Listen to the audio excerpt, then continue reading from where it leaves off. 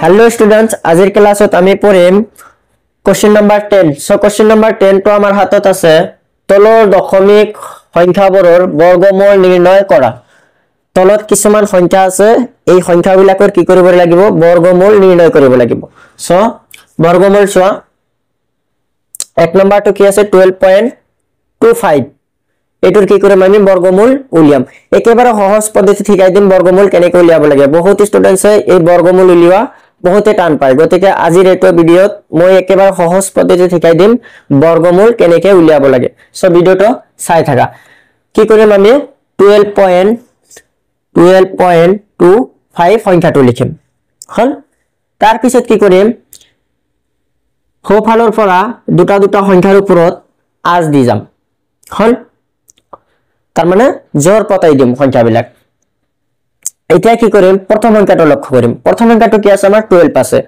12 ৰ অচৰত থকা এটা বৰ্গ সংখ্যা আমাক লাগে 12 ৰ অচৰত থকা বৰ্গ সংখ্যা কিমান আছে ইয়াত চোৱা কিছুমান বৰ্গ সংখ্যা মই আগতীয়াকৈ লিখি লৈছো তোমালোকৰ সুবিধাৰ কাৰণে ইয়াত চোৱা 12 ৰ অচৰত বৰ্গ সংখ্যা কিমান আছে এটা হল 16 12 তকৈ ডাঙৰ গতিকে ডাঙৰটো লোৱা নাযাব আমাৰ সৰুটোহে লব লাগিব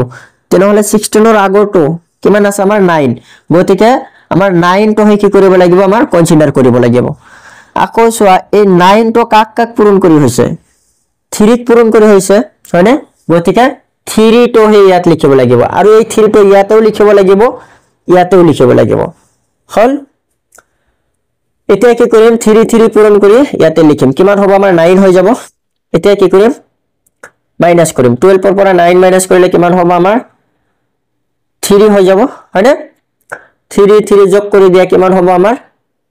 6 হৈ যাব ইয়াত হল আকৌ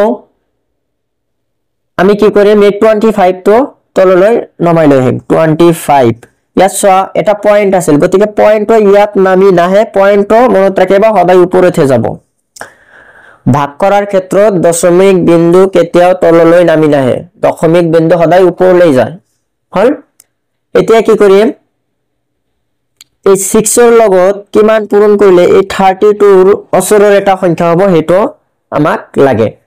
6 ৰ লগত চোৱা আমি যদি কিমান পূৰণ কৰি দিও 5 পূৰণ কৰি দিও কিমান হ'ব আমাৰ 30 হৈ যাব হয়নে 32 ৰ অচৰত হয় নে নাই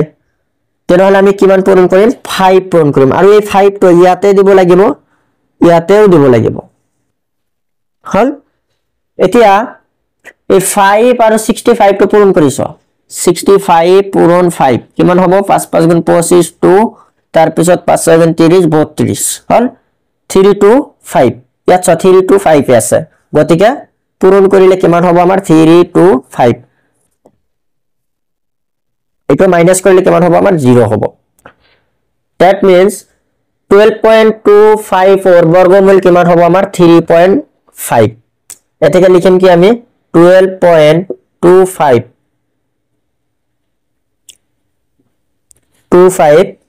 বৰ্গমূল চিহ্ন দিবা কিমান হ'ব আমাৰ 3.5 তোমালোকে যদি এই 3.5 দুবাৰ যদি পূৰণ কৰি যা চাবা এই 12.25 টো আহি যাব বুজি পাইছা তেনেহলে 12.25 ৰ বৰ্গমূল কিমান পালো আমি 3.5 বুজি পাইছা আৰু দুটা কৰিবলৈ চেষ্টা কৰক আৰু কনসেপ্ট ক্লিয়াৰ হৈ যাব সো কোশ্চেন নাম্বাৰ 1 হল এতিয়া হা কোশ্চেন নাম্বাৰ 2 একে নিয়মত কৰিম একে প্ৰসেছত কৰিম অকনমান মনোযোগ দিবা কিমান আছে আমাৰ 2 নম্বৰটো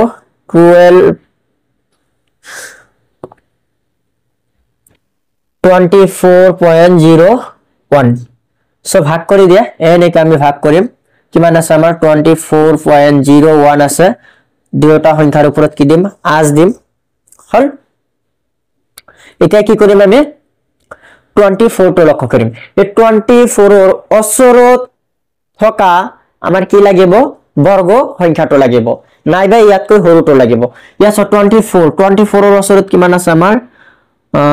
25 টো আছে কিন্তু 25 টো কি 24 তকৈ ডাঙৰ গতিকে ডাঙৰটো লোৱা নাযাব আমি সৰুটো লম ইয়াতকৈ সৰু কোনটো আছে 16 আছে 16 টো কাক পূৰণ কৰি হৈছে 4 পূৰণ কৰি হৈছে গতিকে 4 টো ইয়াতে দিব লাগিব ইয়াতেও দিব লাগিব হল এতিয়া কি কৰিম আমি পূৰণ কৰি দিম 4 4 গুণ কিমান হ'ব ইয়াত 16 হ'ব মাইনাস কৰি দিম কিমান হ'ব 14 minus 6 কৰিলে আমাৰ আহি যাব 8 হয়নে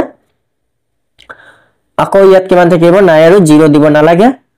এতিয়া কি কৰিম আমি ইয়াত চোৱা 0 1 এটো নমাই লৈ আহা 0 1 হল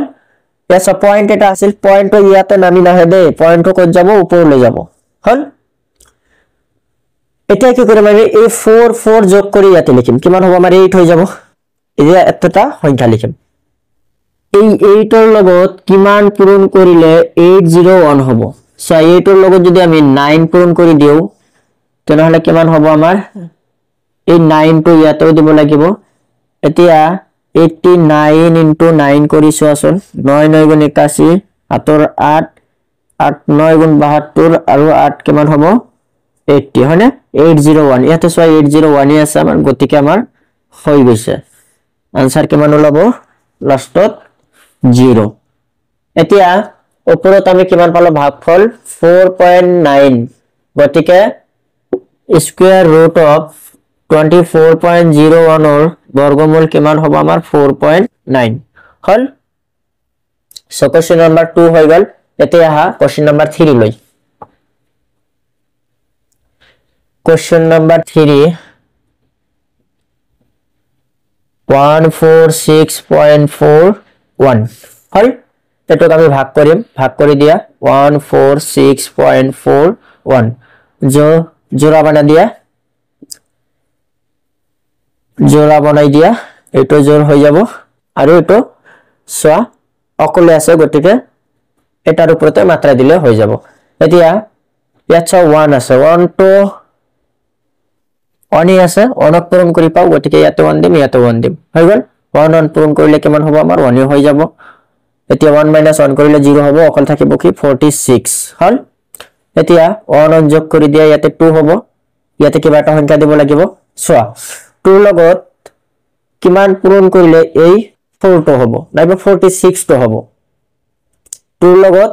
যদি আমি 2 পূৰণ কৰি দিও তেনেহলে 4 হ'ব এই 2 টো ইয়াতে দিব লাগিব ইয়াতেও দিব লাগিব